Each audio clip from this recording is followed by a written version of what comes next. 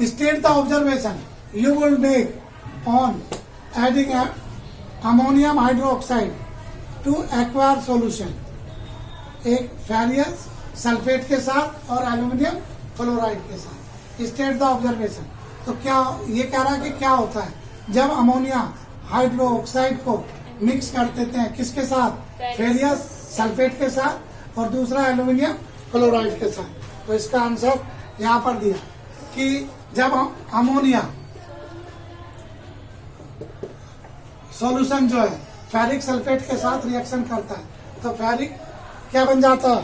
Sir ऐसे नहीं कर सकते फेरिक ऑक्साइड और H2 एक अलग हाइड्रोजन. नहीं, रिएक्शन ये है सोडियम हाइड्रोक्साइड हो गया, ये फेरिक सल्फेट हो गया. तो ये क्या है सब्स्टिट्यूशन.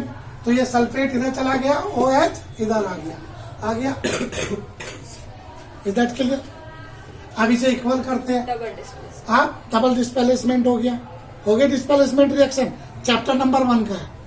तो डबल डिस्प्लेसमेंट रिएक्शन है, ये लिखा भी है बाय डबल डिस्प्लेसमेंट रिएक्शन. अब दूसरा जब अमोनियम हाइड्रोक्साइड को एल्यूमिनियम क्लोराइड के साथ करते हैं तो ये भी डबल डिस्प्लेसमेंट. एल्यूमिनियम के साथ हाइड्रोक्साइड आ जाता है और सोडियम के साथ अमोनिया के साथ क्लोराइड चला जाता है. तो डबल डिस्प्लेसमेंट इक्वेशन नंबर 1. पहला क्वेश्चन 1 मार्क्स का ये है, 1 मार्क्स का ये है. इधर के लिए 2 मार्क्स. अब कहता है दूसरा 26वां क्वेश्चन कह रहा है if why are the chip pack. जब चिप्स को पैक करते हैं तो नाइट्रोजन गैस डालते हैं उसके अंदर. क्यों डालते हैं? ताकि उसमें डेंसिटी ना हो जाए. हाँ डेंसिटी ना हो जाए.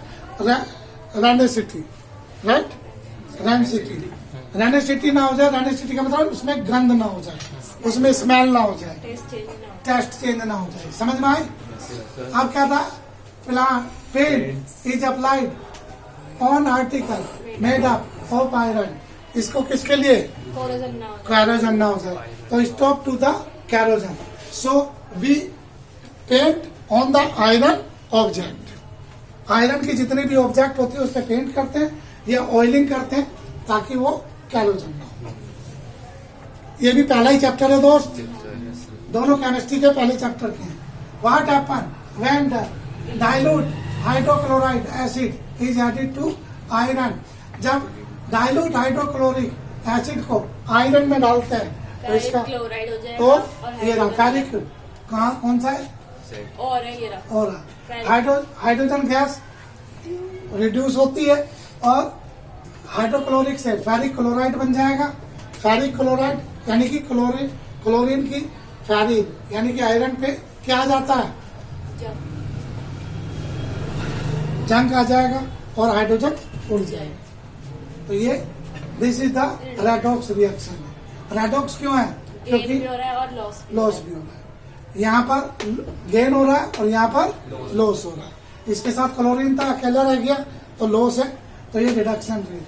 तो जिसमें ऑक्सीजन बढ़ ऑक्सीडाइजेशन इसमें लॉस ऑफ इलेक्ट्रॉन और जिसमें गेन होता है वो रिडक्शन, उल्टा वर्क होता है. जो गेन होता है इसका मतलब वो ले रहा है और ले रहा है तो इसका मतलब वो रिड्यूस हो रहा है क्योंकि भिखारी है. जो लॉस है इसका मतलब वो दे रहा है तो वो दानी है तो वो ऑक्सीडाइजेशन. ये भी चैप्टर 1 का. So it is certainly chemical reaction.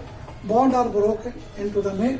HCl is not sufficiently strong oxidization agent to produce ethylene. Needed Cl2.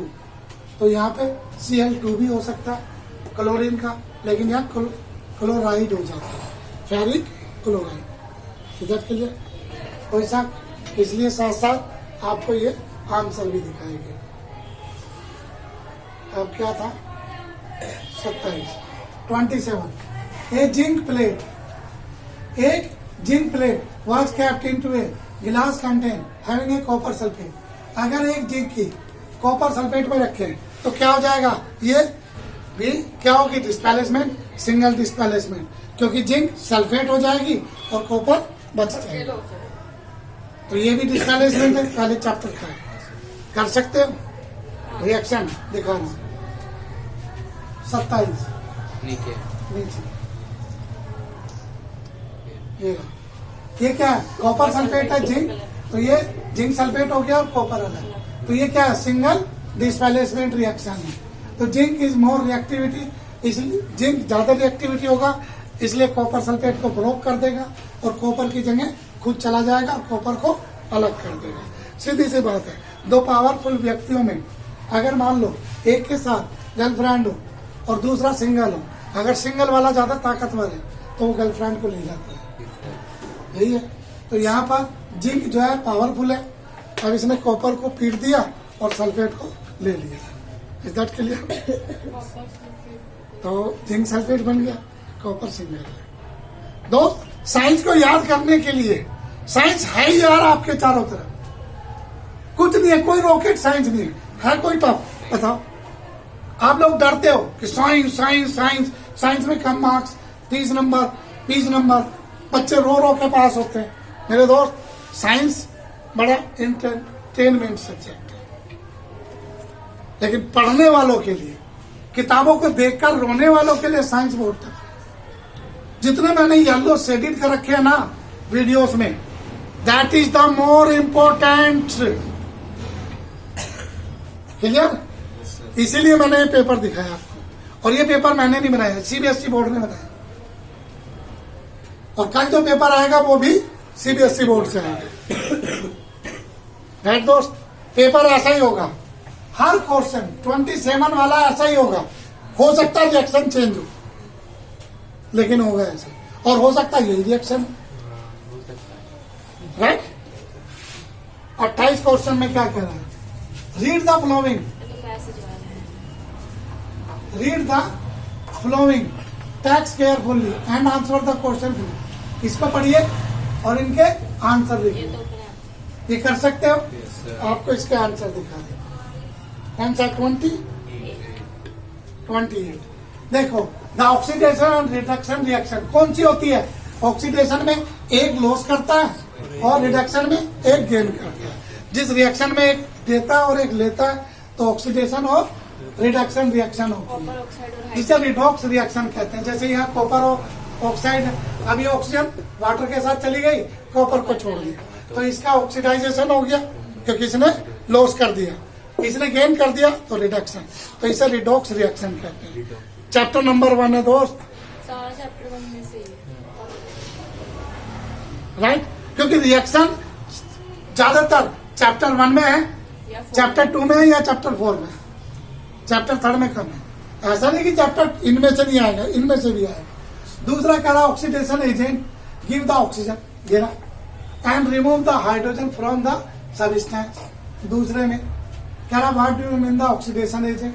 Oxidation में क्या होता है? ये ऑक्सीजन को छोड़ देता है। रिडक्शन में क्या होता है? वो ऑक्सीजन को ले लेता है। पहली रिएक्शन से ही पता लग रहा है, और इसके अंदर लिखा हुआ है सब कुछ, यहाँ लिखा हुआ है, ये कर सकते हो। इस बार तो दोस्त बहुत इजी पेपर बना दिया। अब आ जाओ चैप्टर 4 तक, देखते पता लग गया। अब कह रहा नेम द फ्लोइंग कंपाउंड, क्या है? 1 2 3 methane, ethane, propane, propanol, OH लग गया, अल्कोहल ग्रुप है। ये क्या है? ये भी प्रोपेनॉल।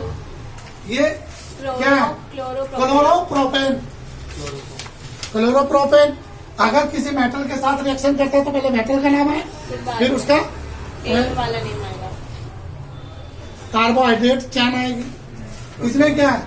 ये भी प्रोपेनॉल। अब ये क्या है? Methane, ethane, propane. तो क्या? Triple bond, propyl, why, propyne बन गया।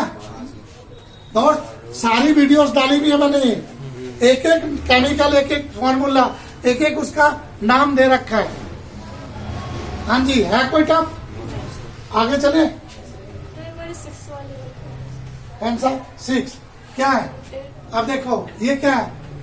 या तो कीटोन ग्रुप है, राइट? अब ईस्टर इसलिए नहीं। अब देखो यहाँ, इसके बाद C2 है, इसके बाद ये क्या हो गया? Methane, ethane, methane, ethane, propane, butane. तो ब्यूटेनॉल,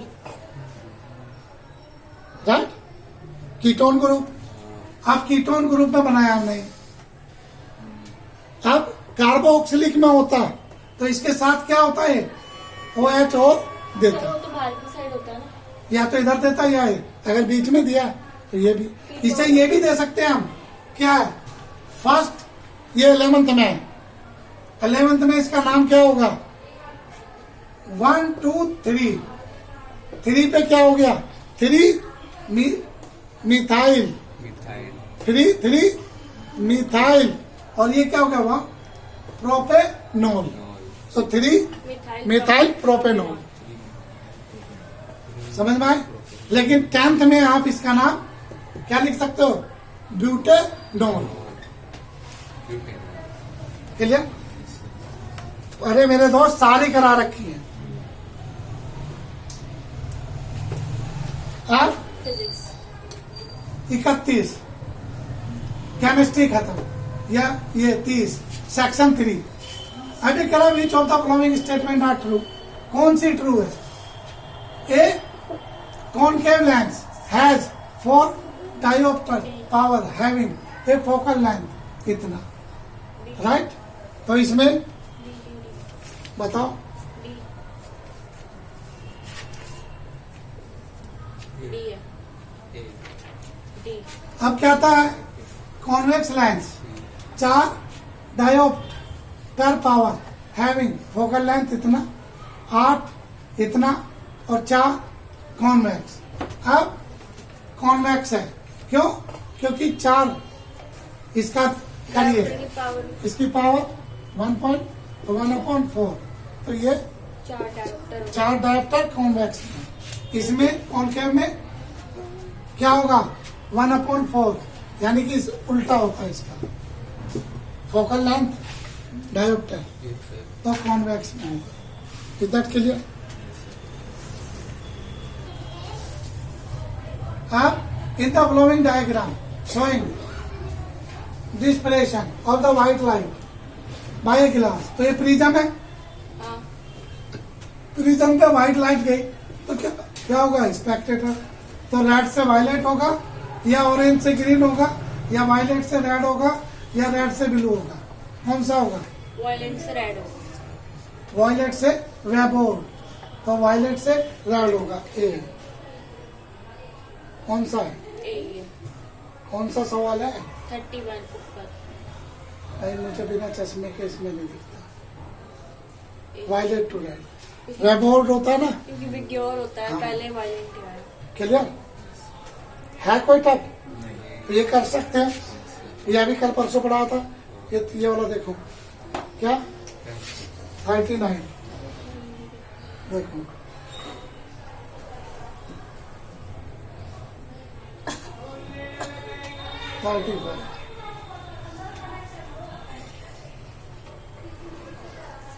अब देखो ये क्वाइल है, क्वाइल पे क्या करते हैं हम, इलेक्ट्रिक करंट लाते हैं, अप्लाई करते हैं, तो इस पे क्या होती है, मैग्नेट बनती है, मैग्नेट बनेगी, ये बन गई मैग्नेट, राइट। तो कह रहा है करंट कैरिंग, जब इसमें करंट कैरी किया जाए तो मैग्नेटिक फील्ड अराउंड इट, इसके चारों तरफ मैग्नेटिक फील्ड बनेगी। What is the condition of electromagnetic induction, electromagnetic कहाँ होगी, इसके बीच में होगी। इस रोड पे अगर इलेक्ट्रिसिटी है तो इनके बीच में मैग्नेट के और इलेक्ट्रिक फील्ड, इन दोनों के बीच में मैग्नेटिक फील्ड उत्पन्न होता है, जिसे कहते हैं इलेक्ट्रोमैग्नेटिक। ये देखो,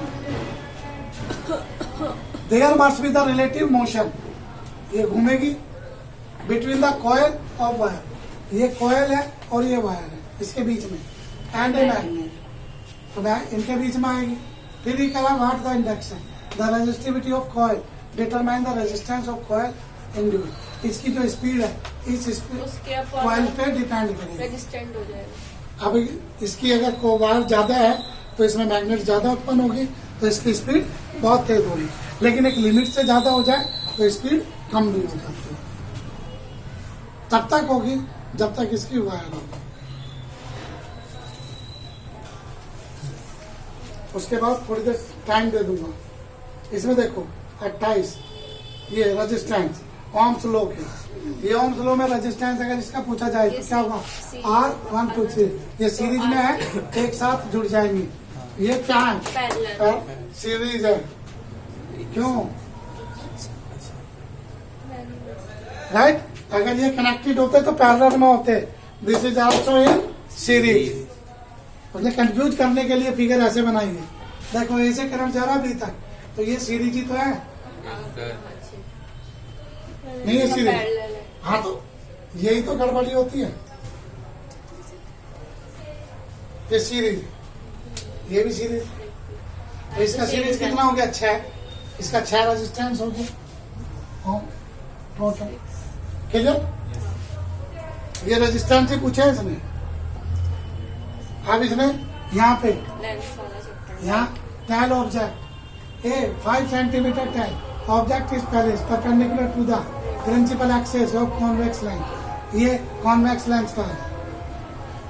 AFU वाला फॉर्मूला लगेगा, लेंस माइनस ये वाला फॉर्मूला। इसके मैंने ये तो आया था उसमें मिट्रम में।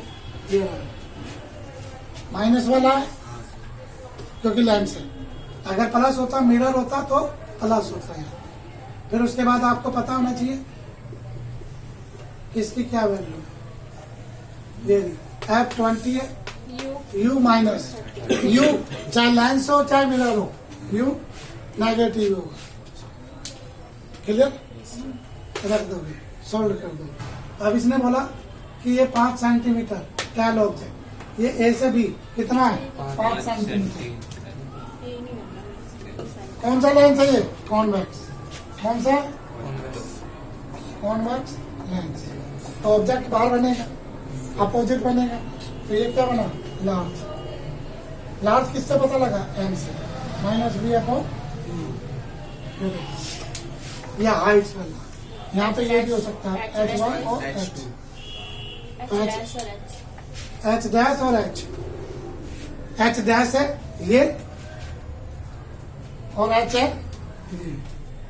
तो ये हो गया 5। यहाँ देखो UV equal to H dash निकालना। H कितना? 5। M कितना है? 2। आंदनी 10। तो ये माइनस में आया तो नीचे, प्लस में आता तो ऊपर। Is that clear? कोई शक? हाँ जी, ये आंसर पे डिपेंड होता है। फिर वो आगे फिर कॉनकेव हो जाता है ना। हाँ, फिर वो पॉजिटिव हो जाता है, फिर वो कॉन्वेक्स हो जाता है, कॉनकेव हो जाता है। अब कॉन्वेक्स है, नेगेटिव है। जहां पर दोनों रे कटेंगे वहीं पर इमेज बनेगी। बट चित्र तब तो नहीं आया। आप लोग चित्र मैंने कहा कुछ नहीं, इसे देख के अकॉर्डिंग टू आप चित्र बना सकते हैं। बस कॉन्वेक्स में नीचे को और कॉनकेव में ऊपर को। उल्टी आएगी ना, ऐसे नहीं आएगी। वैसा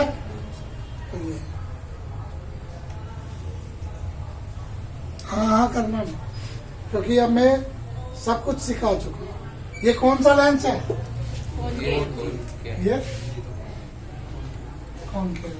अब इसके और में ये दिया है। अब इनका हो जाएगा सामने। देखो इसमें चित्र कहाँ बन रहा है? ये रहा। ये क्या है? H और ये हो गया H डैश। पॉजिटिव है लेकिन छोटा है, नहीं? और में यहाँ दोस्त ये क्वेश्चन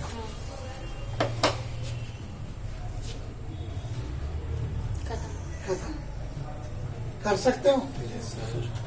तो ये 28 क्वेश्चन आने, 39 क्वेश्चन आने। इधर क्लियर?